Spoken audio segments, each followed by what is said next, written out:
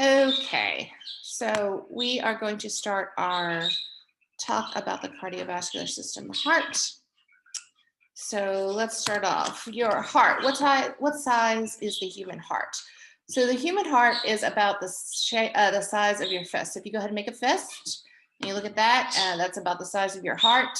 If on average, human hearts are about 12 centimeters in length, 8 centimeters wide, and 6 centimeters in thickness. So for all of the work that it does and pumps every single moment of your entire life, it's actually relatively small in size. Where is the heart located? Well, the heart is located within several different body cavities. We talked about body cavities in 201.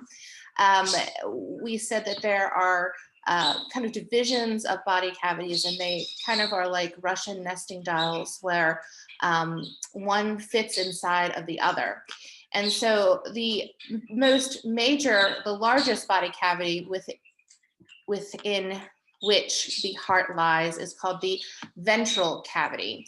So the ventral cavity is located on the ventral portion of the body, which is the front portion. Within the ventral cavity is the thoracic cavity. The thoracic cavity is going to encompass basically everything in your quote unquote thoracic region, anything above your diaphragm. So it's going to be your heart and your lungs. Then the thoracic cavity is split into two separate cavities, the pleural cavities, which are going to hold the lungs, and then this cavity in the middle, which is called the mediastinum. The mediastinum then is even further divided into the upper mediastinum, and then the lower portion is called the pericardial cavity. And within the pericardial cavity is where you're going to find the heart. So if you wanted to get to the heart, if you were performing some sort of surgery, the cavities that you would have to go through would be the ventral cavity, and then you would cut into the thoracic cavity, and then you would cut into the mediastinum, and then finally into the pericardial cavity, and there you would find the heart.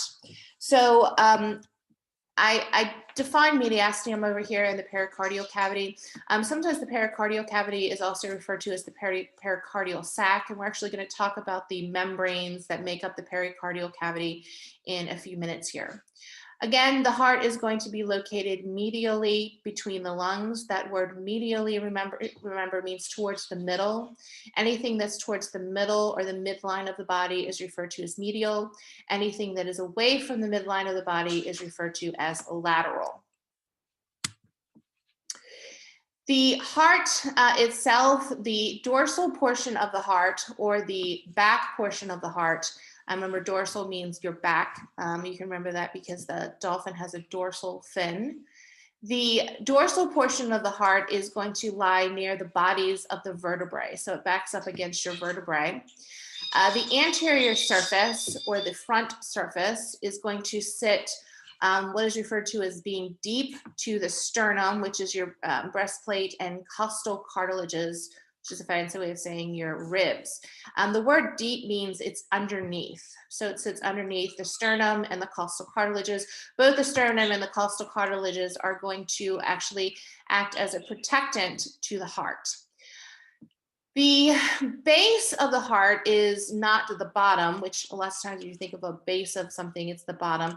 In this case, the base is the superior surface, and the superior surface is this base is where you're going to find the great vessels are going to be located. So the vessels that are going to bring blood to the heart and the vessels that are going to take blood away from the heart are all going to emerge from the base. The inferior portion that has a little bit of a pointiness to it is referred to as the apex.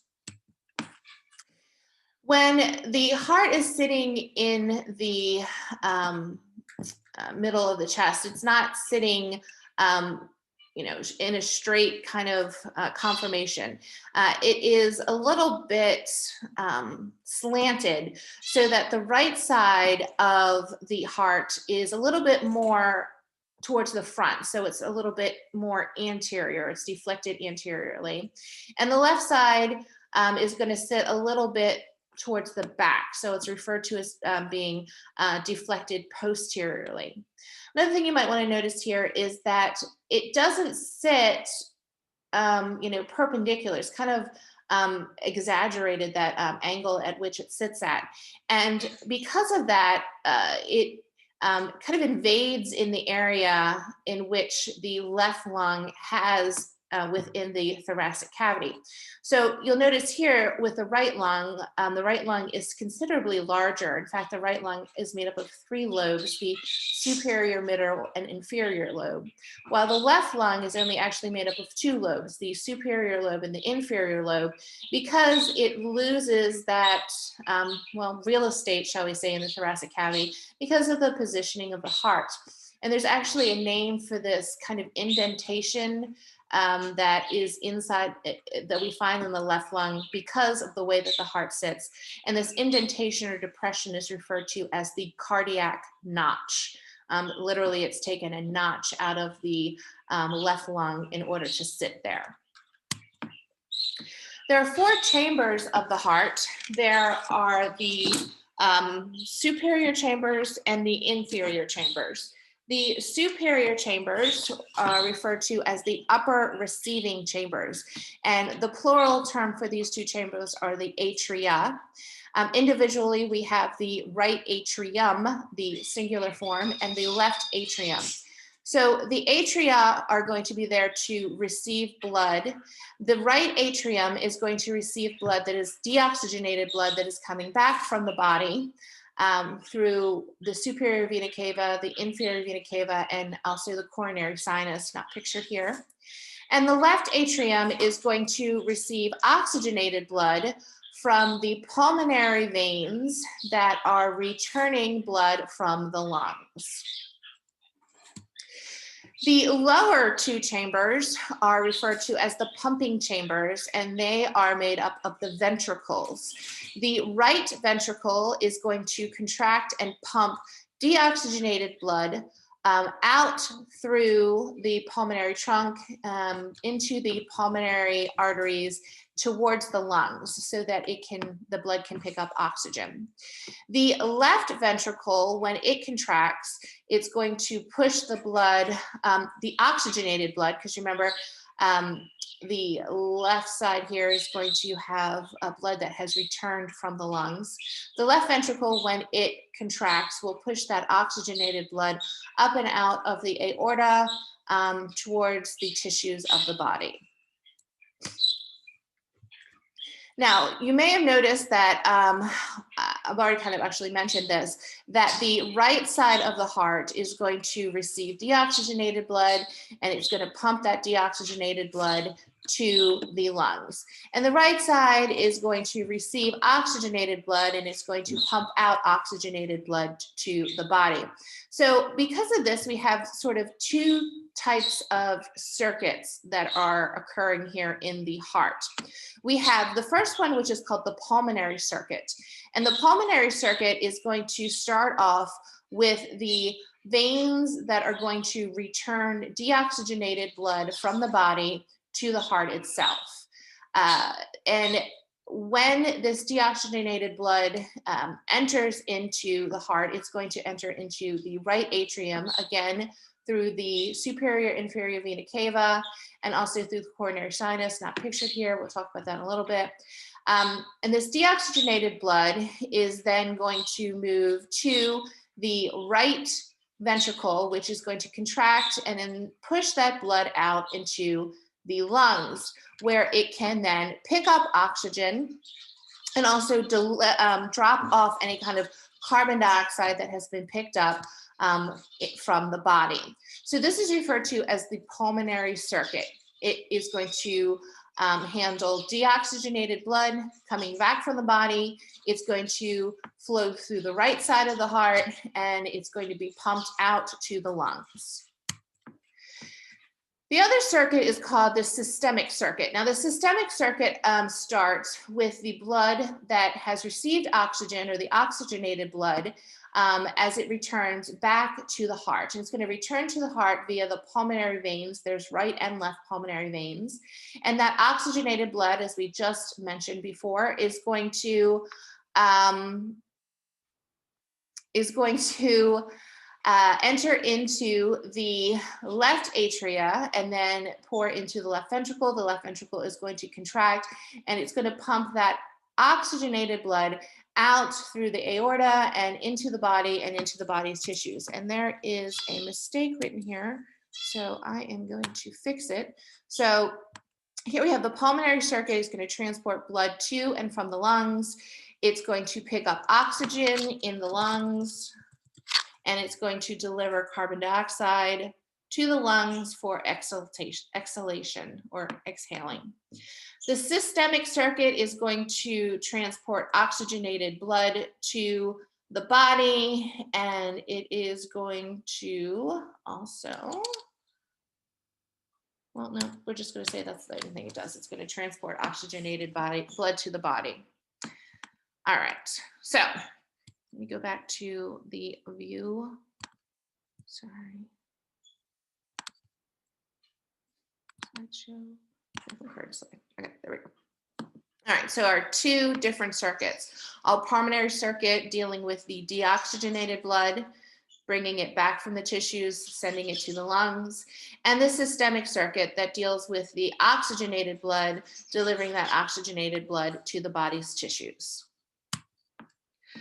All right, so let's now talk about the circulation through the heart. And I've mentioned this actually just in the last slide when I was talking about the systemic and pulmonary circuit, but now I'm gonna actually go through it in detail. So I remember one of my classes in anatomy and physiology when we were first talking about the heart. I remember the teacher had us take out a piece of paper, and they said, draw the chambers of the heart. I mean, I knew that there was two at the top and there was two at the bottom. And she said, okay, now I want you to draw a picture of how the blood flows through the heart. And it wasn't until that moment that I realized I never really actually thought about how the blood flows through the heart. And I realized how much I really didn't know about anatomy. So it just, I mean, that was years and years ago, so it still kind of sticks with me. So we are going to start with where the blood is going to enter into the heart. So I've said this several times, but blood is going to enter into the heart. It's going to enter in on the right side. And the vessels that are going to bring the blood to the heart are going to be the superior vena cava. And the superior vena cava is going to bring blood from basically from the body, from the diaphragm up. The inferior vena cava is going to bring all of the deoxygenated blood from the diaphragm down. And then there's actually a vessel called the coronary sinus that is on the back of the heart that we'll talk about when we talk about coronary circulation, that is going to bring deoxygenated blood from the heart muscle itself. Because even though the heart is responsible for pumping blood, it has vascularization that is going to deliver blood to the heart muscle. The blood is going to enter into the right atrium. Again, it's deoxygenated blood coming back from the body. From the right atrium, the blood is going to move past our first valve called the tricuspid valve right here, and it's going to move into the right ventricle. The right ventricle is then going to contract, and when the right ventricle contracts, it's going to push the blood through our second valve, which is called the pulmonary valve, and the blood is going to move into this large vessel here called the pulmonary trunk. The pulmonary trunk is then going to bifurcate into the right, which would be this way, and the left pulmonary arteries. The right and left pulmonary arteries are going to lead to the right lung and the left lung, respectively. Now, once they enter into the lung, they're going to go through a series of different arteries and capillaries, and then into pulmonary, smaller pulmonary venules, and then larger pulmonary veins.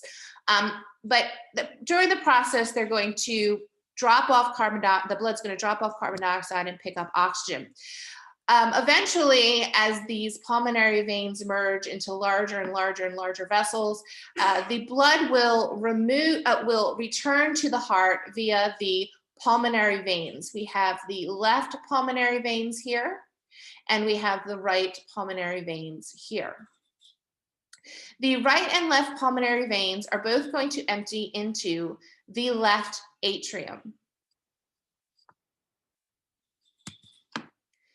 From there, the left atrium, the blood is going to move through our third valve called the bicuspid valve, or it is often referred to as the mitral valve, into the left ventricle. The left ventricle then is going to contract, and the blood is going to move through our fourth and final valve called the aortic valve and move into the aorta.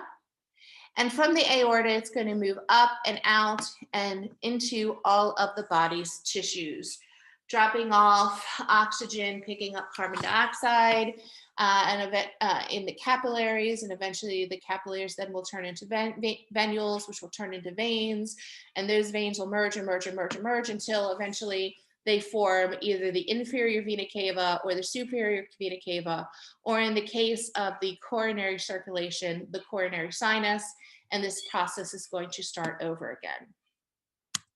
So if we're looking at this from structure to structure, this is what we have. We're going to have, and again, we're talking about where the blood first enters the heart to where the blood is going to leave the heart. We have the superior vena cava, the inferior vena cava. On the back here is something called the coronary sinus. The blood then moves to the right atrium, through the tricuspid valve into the right ventricle, through the pulmonary valve into the pulmonary trunk, into the right and the left pulmonary arteries, to the right and the left lung, through the capillary systems of the lung. Then it's going to move into the pulmonary veins, the left pulmonary veins and the right pulmonary veins, into the left atrium, through the bicuspid or mitral valve into the left ventricle, through the aortic valve into the aorta, and then to the body's tissues. Now, once it's done through the body's tissues, it's going to return to the heart through the either superior vena cava, the inferior vena cava, or the coronary sinus. That's why this is listed here. And this process is going to start over again. Okay, so I mentioned that we were going to talk about the coverings of the heart. I already mentioned back, I'm going to come back to the slide, so don't freak out. I already mentioned way back here that we have the heart is located inside the pericardial cavity, which is inside the mediastinum, which is inside the thoracic cavity, which is inside the ventral cavity. So when we're talking about the coverings of the heart, we're going to be talking about the coverings that make up the pericardial cavity, or the cavity that actually encloses the heart itself. All right, so let's get back to that portion. There we go. So the pericardial cavity is formed by or enclosed by a structure that's called the pericardium. It also is sometimes, the pericardial cavity is also sometimes referred to as the pericardial sac. So peri means on top of or around, and anything that is cardio, cardiology, cardiac has to do with heart. So the term pericardium literally means around the heart. So the membrane that is going to directly surround the heart, and it is used to define the pericardial cavity or the pericardial sac, is called the pericardium. And so here we have actually an illustration of the heart. This is the pericardium. It's the membrane that is going to form and define what is called the pericardial cavity. So let me go back here again. So we are going to look at a section here enlarged. So this actually, the outer portion here would be what is forming the pericardium, forming that pericardial cavity. And then this is actually the part of the heart wall itself. So the pericardium is made up of 2 layers. The outer layer is called the fibrous pericardium. It is a very tough, dense connective tissue. It is going to allow for some protection of the heart, and it's also going to anchor the heart within the mediastinum. It helps anchor it, so it's, kind of connects it to the mediastinum and also to the pleural cavity, and holds the heart there, suspends it sort of within the chest. The second layer of the pericardium is called the parietal layer, and you'll see this again and again. The coverings of the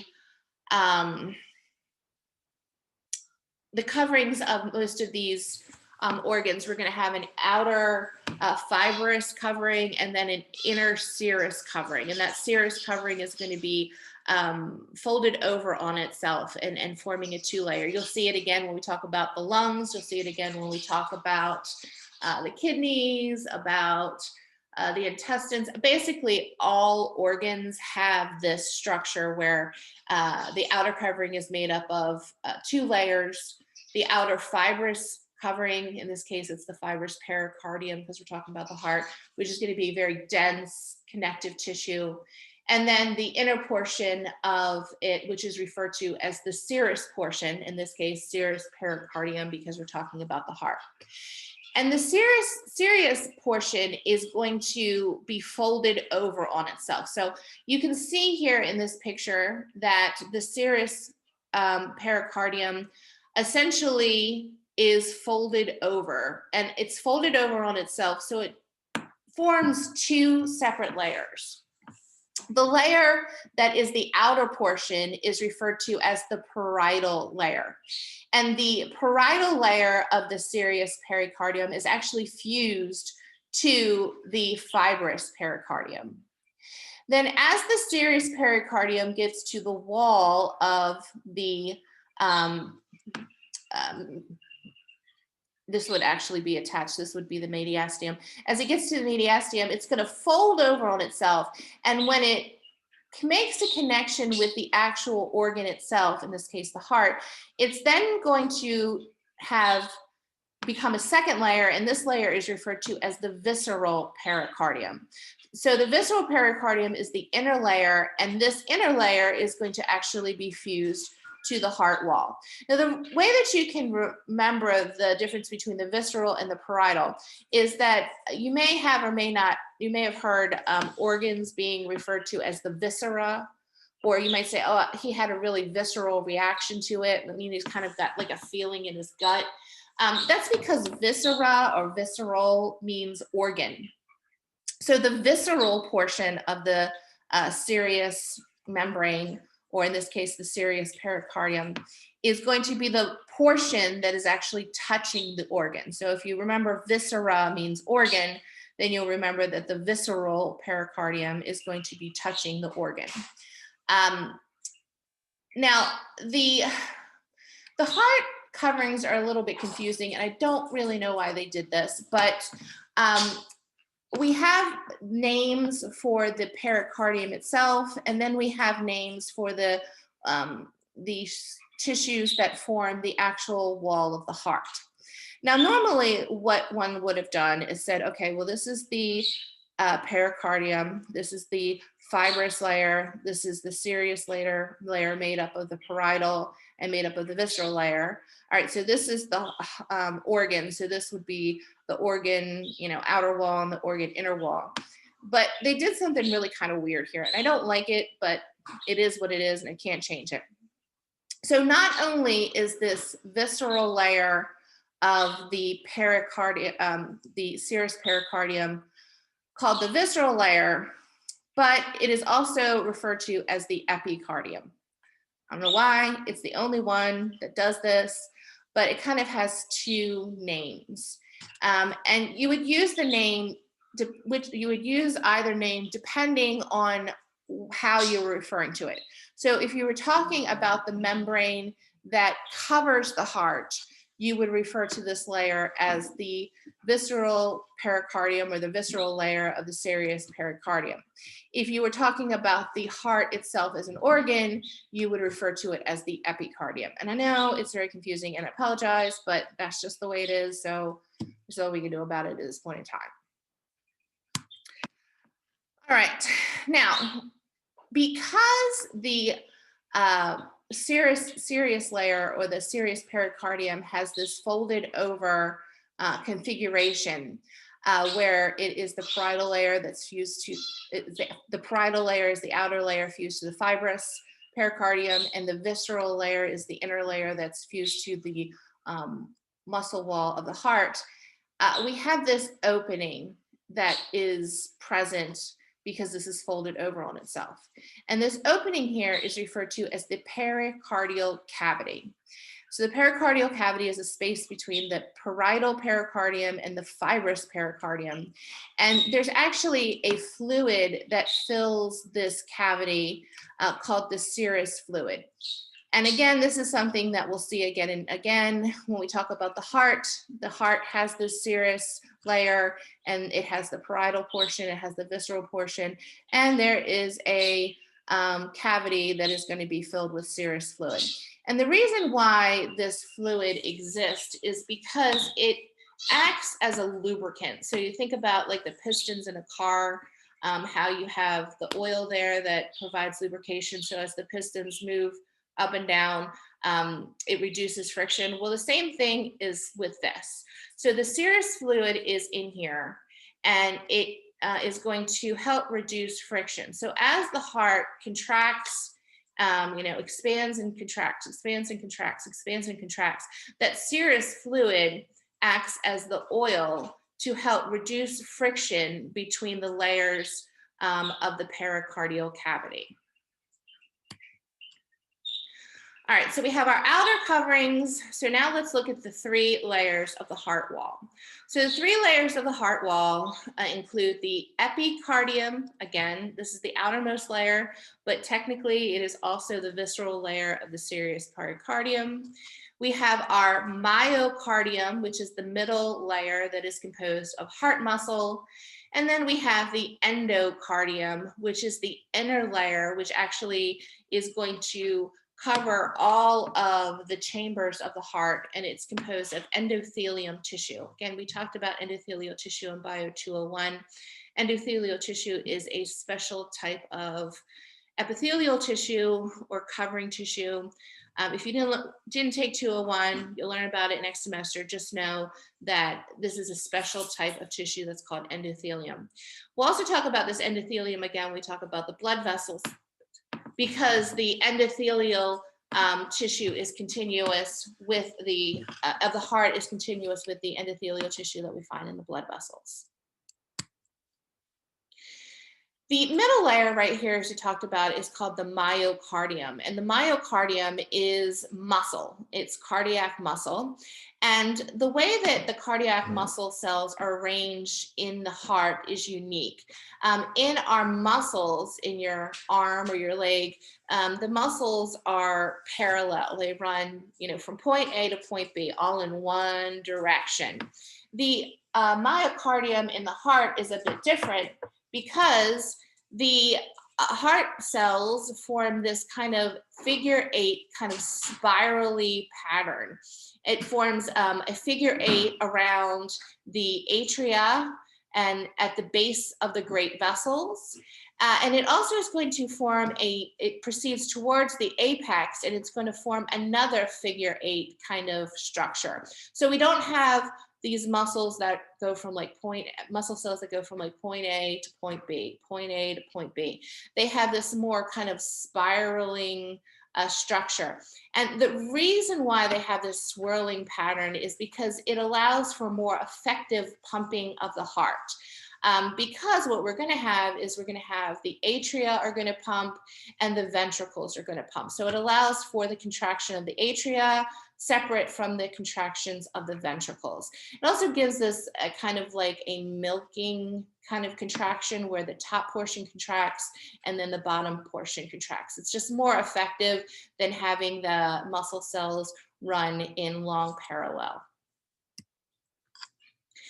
Another thing I want you to mention to see about the myocardial muscle pattern is that the muscle, the myocardium of the left ventricle is dramatically thicker than the myocardium of the right ventricle. So here we have a dissection of a sheep heart, and you will see, so this right here is the right atrium, and this right here, or atrium, and this right here is the left, or the right ventricle. Here we have the left atrium, and here we have the left ventricle. So first of all, the left ventricle, the ventricle itself is just larger. But look at the width of the muscle here from the left ventricle, and the muscle here for the left ventricle. And then look at the muscle here for the right ventricle. You can see that the left ventricle muscle is much, much, much thicker than the thickness of the muscle in the right ventricle. The major reason for this is that the left ventricle has to produce a lot more force and pressure in order to get the blood out into the heart, because as the since the blood is exiting the heart and entering into the systemic circuit, the pressure inside the heart, the left ventricle, will need to exceed the pressure in the systemic circuit in order to get the blood to move out of the left ventricle. So to do that, it needs a lot more force, so it needs a lot more muscle. The right ventricle does not need as much pressure to get the blood to move into the heart, into the lungs. In fact, if the right ventricle produced too much pressure, it could actually damage the delicate lung vessels and lung tissue. All right, some external structures of the heart. The first one is called the auricle. So this is the auricle that is laying over the right atrium, and this is the auricle that is laying over the left atrium. The word auricle actually means ear-like, and the auricles are superficial, thin-walled, ear-like extensions of the atria. And what they're there to do is that they can help increase the volume capacity of the atria if necessary. I'm going to flip back to this picture here. So here we have the right atrium, and you can kind of see this little like projection portion here, this flap like here, that is the auricle. So the auricle just adds to the volume, the volume capacity of the right atrium, and there's also one on the left atrium. They always draw them very, very large on these illustrations, but they're not as large as they look on these pictures. You also will notice that on the heart, there are these kind of deep grooves that are filled with fat. And when you do your heart dissection, you will actually be amazed about the amount of fat that is on the outside of the heart. These grooves that are going to be filled with fat, and the grooves are also going to help anchor the major coronary vessels that are going to supply blood to the heart muscle itself, are generically referred to as sulcus, or sulci, plural, a sulcus individual. So the first one we have is called the coronary sulcus. The coronary sulcus is going to kind of be found here and also on this side. The coronary sulcus is going to be located between the atria and the ventricles. And also you can use the sulcus or sulci to identify exteriorly where the atria and ventricles are. So when you look at the outside of the heart, you're like, okay, well, where does the atria begin? Where's the ventricles begin? Well, if you find this coronary sulcus, which is very visible, you know that that is kind of a boundary line between the atria and the ventricles. Another sulcus on the front portion or the anterior portion is called the anterior interventricular sulcus. So anterior meaning it's on the anterior portion of the heart, interventricular meaning that it's in between the ventricles. So the anterior interventricular sulcus is going to be located on the anterior surface between the right and the left ventricle. So when you see this, you know anything on this side is going to be your right, any right ventricle, anything on the other side is going to be the left ventricle. If we look at the posterior portion of the heart, or the back portion, we also see that there's another sulcus that runs down the back of the heart called the posterior interventricular sulcus. Again, this is going to be on the posterior or the back portion of the heart, and it's interventricular, so it's between the ventricles. So this would be the left ventricle, and this will be the right ventricle. Also, I want you to notice that before we switch over, that if you're looking at the anterior, the front portion of the heart, most of the anterior portion of the heart is taken up by the right ventricle. But if we're looking at the posterior view, most of that area is taken up by the left ventricle.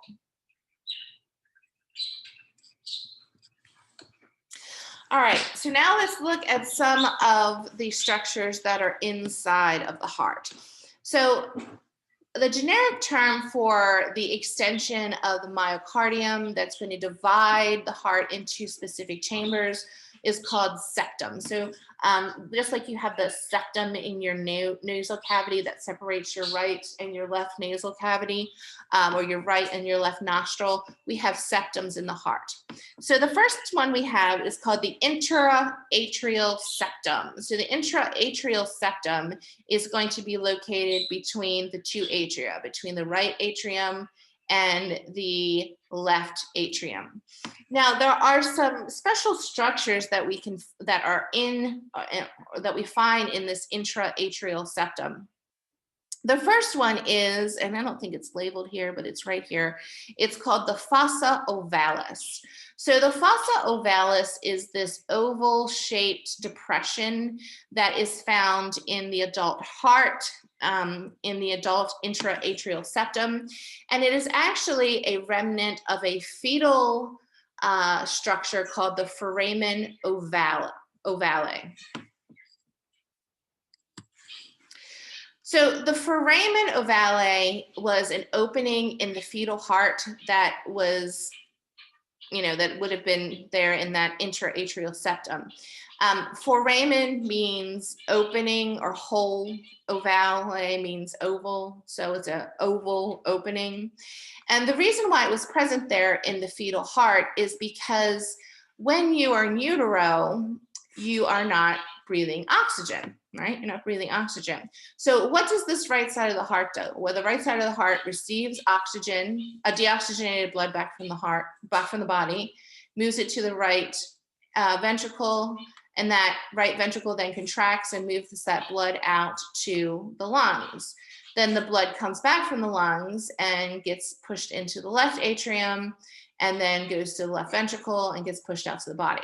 Well, there's no need for fetal blood circulation to involve the lungs because there's no oxygen in the lungs.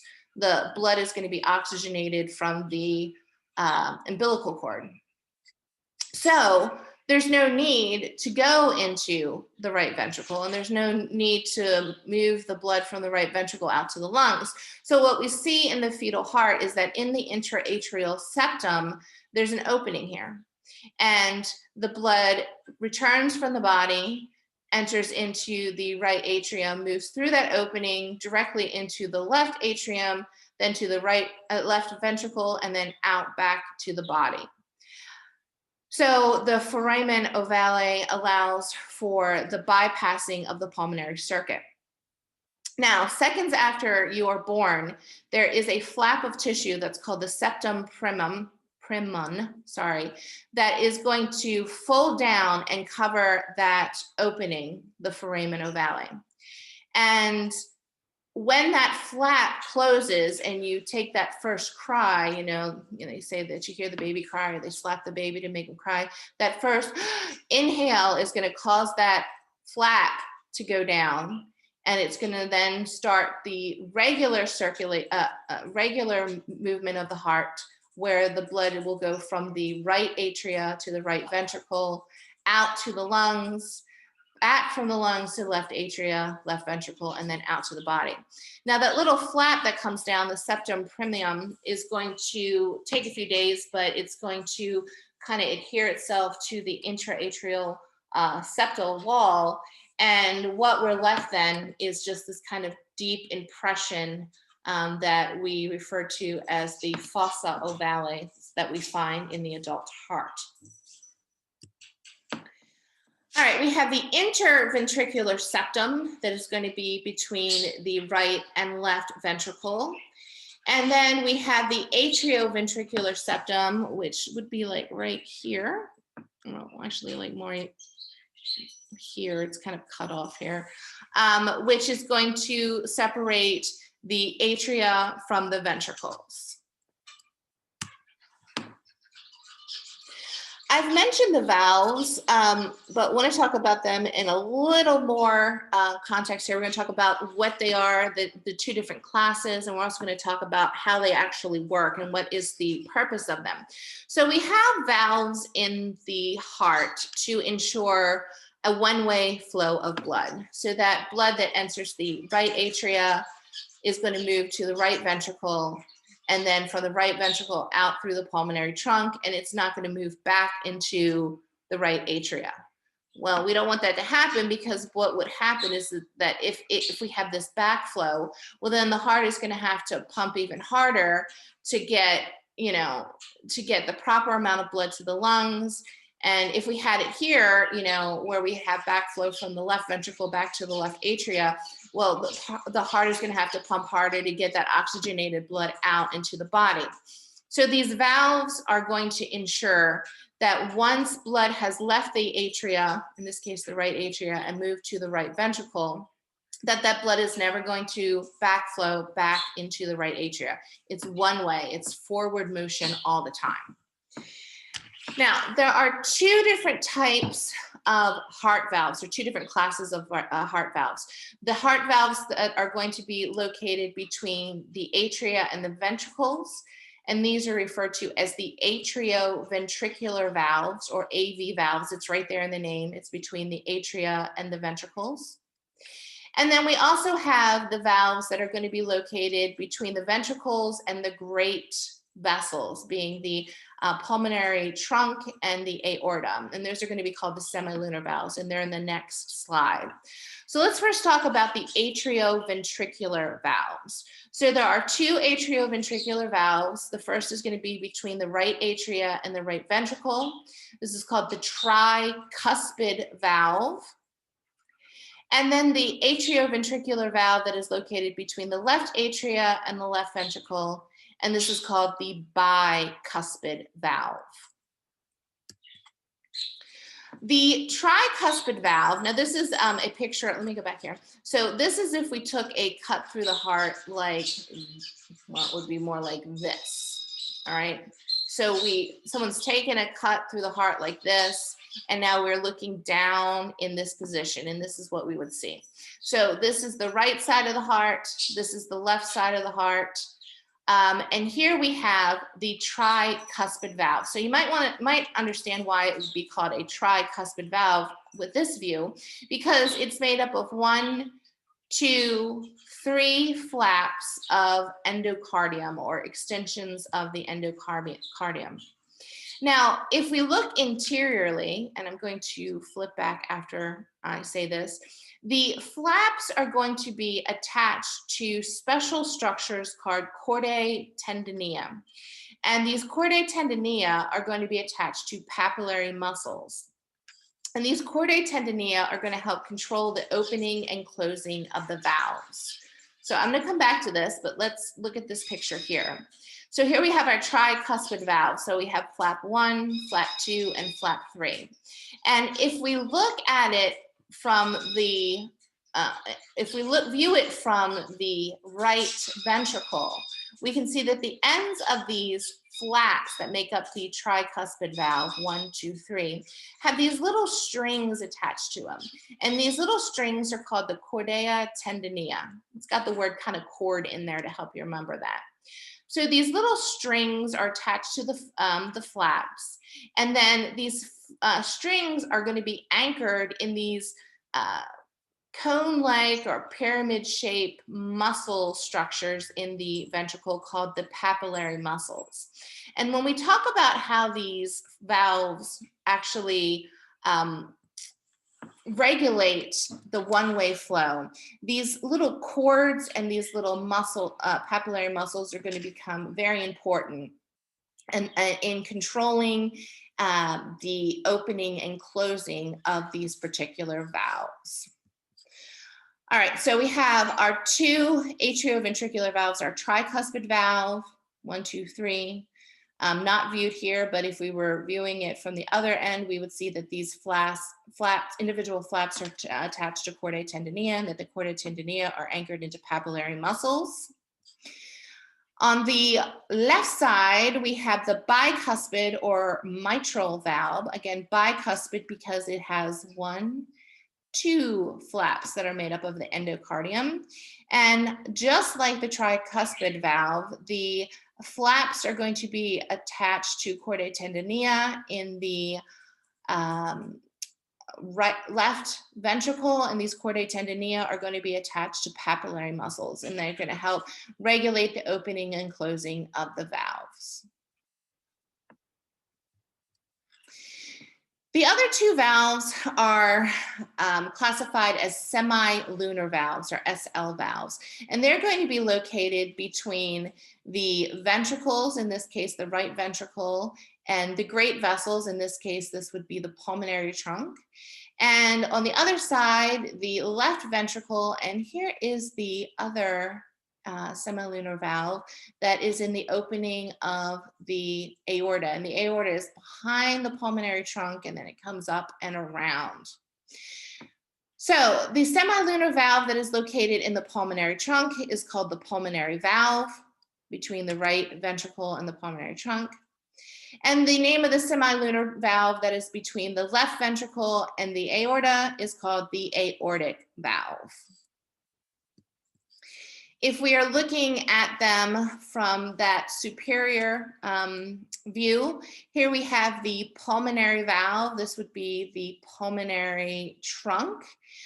It is composed of 1, 2, 3 flaps of endothelial.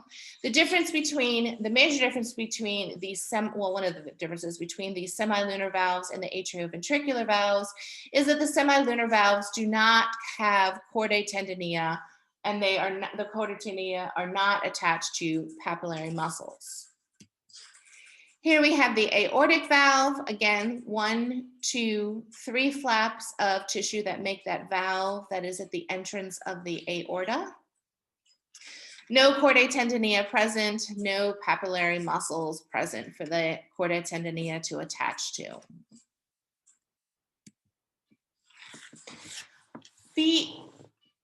Another internal structure of the heart is called the cardiac skeleton. And this is kind of interesting because when people think of a skeleton, they think of, bones. But this cardiac skeleton, it's named so because it is going to provide support and a little bit of structure and reinforcement to the heart itself. But it's not composed of bones. It is composed of dense connective tissue. And it's pictured here in white.